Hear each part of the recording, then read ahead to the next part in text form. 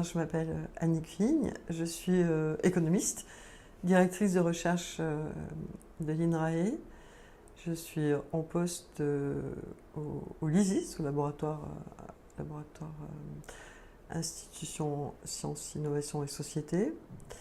Et je suis chercheur associé au CAMS, Centre d'analyse des mathématiques sociales, à l'EHESS. Je suis aussi professeur de l'école des ponts. La recherche porte essentiellement sur la question de la formation des prix sur les marchés et comment le comportement des individus, ce qu'on appelle les acteurs du marché, les vendeurs, les acheteurs ou producteurs et consommateurs, influence sur les modes de formation des prix. Donc en quelque sorte, quelque part, le prix se forme à l'intersection de l'offre et de la demande, mais le prix est influencé aussi par les comportements des individus. Est-ce que certains copient sur d'autres? Est-ce qu'il y a des relations de confiance, d'amitié, de défiance qui relient les acteurs entre eux?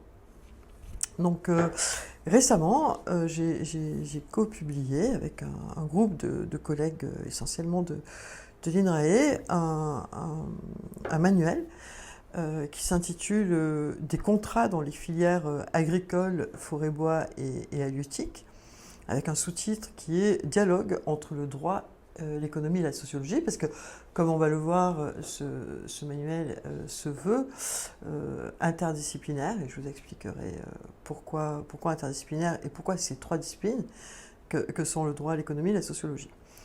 Il a été essentiellement coordonné par Marie-Benoît Magrini, qui est ingénieure de recherche à l'UMR Agir à Toulouse, donc ingénieure de recherche INRAE, et en co-coordonné avec Marie-Benoît, donc moi, comme je vous le disais, mais aussi Raphaël Aubin-Broutet, qui est une maître de conférence en droit de l'Université de Poitiers, Zora Bouhamra Meshmash, qui est une directrice de recherche économiste et directrice de recherche à Toulouse School of Economics, et Gérard Marty, qui est un sociologue, chercheur au Beta à Strasbourg.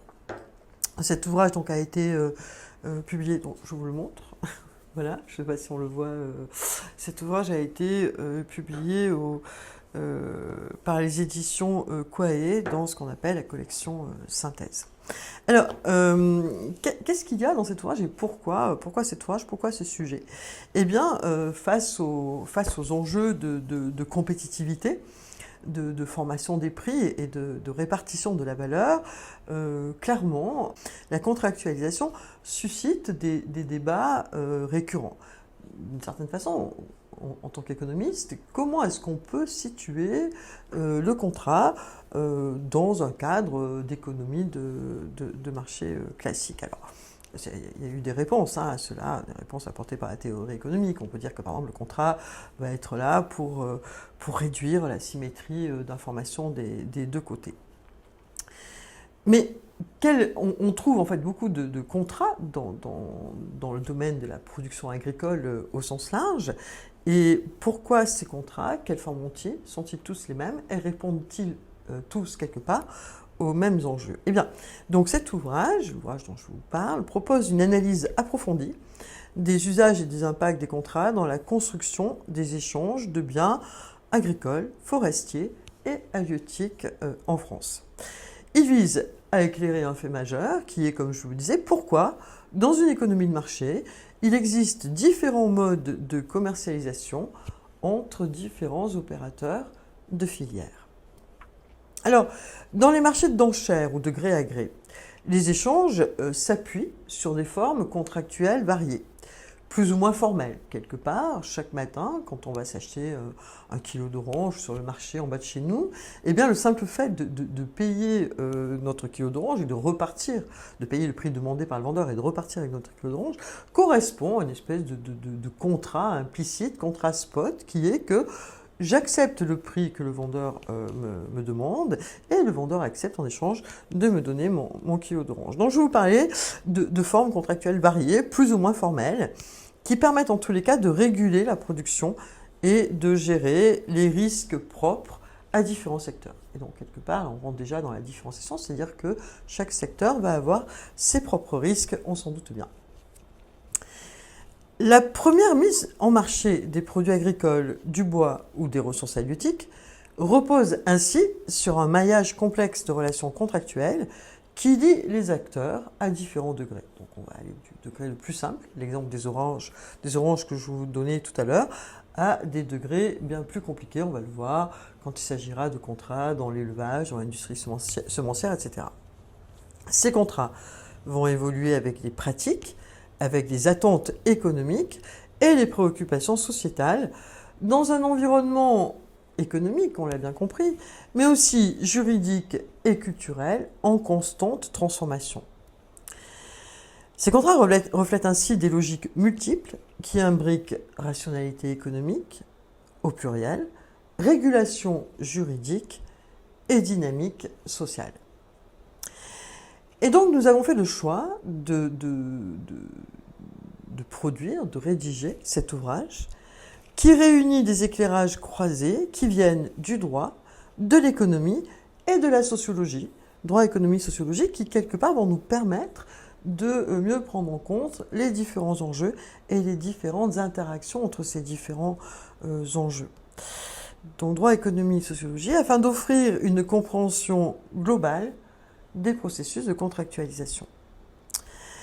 Donc, cet ouvrage va se diviser en deux parties, c'est-à-dire que dans une première partie, on va trouver 3 chapitres de rappels théoriques, conceptuels, portés par des économistes, par des juristes et par des sociologues. C'est-à-dire que quelque part, qu'est-ce que le contrat pour un économiste? Qu'est-ce que le contrat pour un juriste? Qu'est-ce que le contrat pour un sociologue?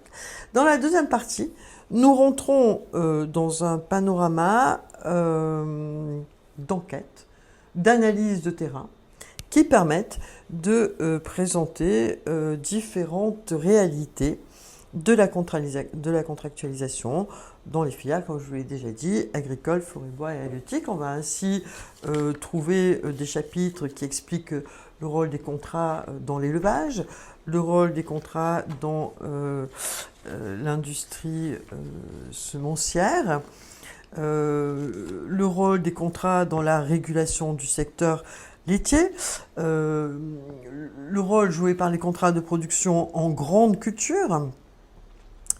Enfin, on y explique comment le contrat pourrait permettre mieux de gérer la durabilité de la ressource halieutique dans un cadre de marché, ou le rôle que peuvent jouer les contrats d'approvisionnement de bois issus des forêts publiques françaises. Ce livre s'adresse aux étudiants, aux enseignants-chercheurs, aux producteurs, aux organisations professionnelles, aux opérateurs de filière, aux syndicats, aux législateurs, aux décideurs publics, enfin bref, à tous ceux et celles qui peuvent s'intéresser à cette question, qui est une question brûlante et d'actualité à l'heure actuelle, qui quelque part relève de comment mieux organiser les marchés pour assurer toujours plus de viabilité pour les producteurs, bien évidemment, mais aussi un accès à une nourriture saine, de qualité, qui soit aussi abordable pour le plus grand nombre de nos concitoyens.